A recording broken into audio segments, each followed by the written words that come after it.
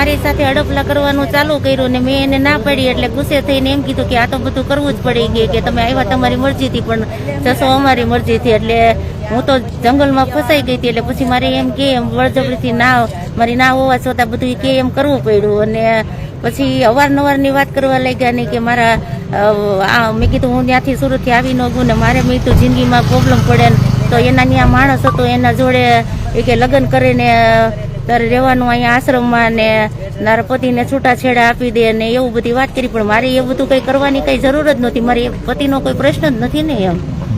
તમે કેટલા ટાઈમથી સંપર્કમાં હતા? 3 કે 4 મહિના જેવું થયું. તો એમને જે તમારી જોડે જે શારીરિક સંબંધ બાંધ્યા જે વિડીયો વાયરલ કર્યો એ જે આશ્રમ છે તે જગ્યાનો બનાવ છે. હા. તો એના પછી તમે પોલીસ સ્ટેશનમાં અરજી આપી છે તો પોલીસ તરફથી શું તમને સહયોગ પ્રાપ્ત થઈ? અરજી આપવા અત્યારે હું FIR કરવા જ આવી હતી પણ એ લોકો એવું કહે છે કે અરજી અમે નથી દીધી ને તમારું નિવેદન લીધું એમ. અને એ અમને 8:30 ખબર પડી ને પછી PA સાહેબ વયા ગયા અને પછી હવે અમે તો અત્યારે કંઈ કરી ન શકીએ. હવે એને બોલાવીએ તે આવવાનું કીધું છે એમ કે હવે પૂછપરછ કરીને પછી અરજી લેવો. અને અમે તો એ સાહેબ હોય એટલે એણે કીધું એ પ્રમાણે હું બોલતી ગઈ ને મારું નિવેદન લેતા ગયા એમ.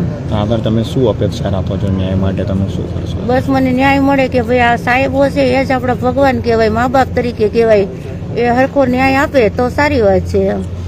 ને અગાઉ આના જે મુલાકાત પછી અગાઉ કોઈ બીજી જગ્યાએ તમને બોલાવ્યા હતા? નહીં, ખાલી જે આશ્રમ છે ત્યાં આગળ જ આ વસ્તુ બન્યું છે? બોલાવવા માંગતા હતા વારંવાર કે અહીંયા તમારે હું બોલાવું ને ત્યાં આવી જવાનું. પણ પછી મેં જ ના પાડી દીધી કે મારે કોઈ સંજોગોમાં આવવાનું જ નથી થતું એમ.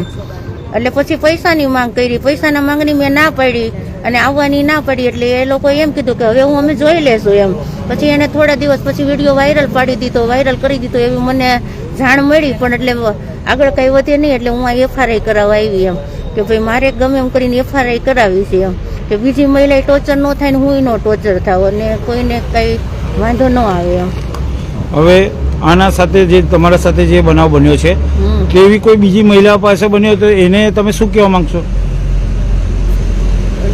હવે આવી અંધશ્રદ્ધામાં નહીં આવવાનું. અત્યારે કોઈનો ભરોસો ના કરાય એમ.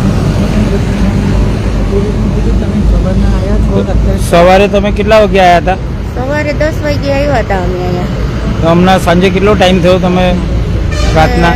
8:30 પછી છૂટા કર્યા. 8:30 જેવું થયું. 8:30 અત્યારે 10:30 કે 11:15 જેવું થયું.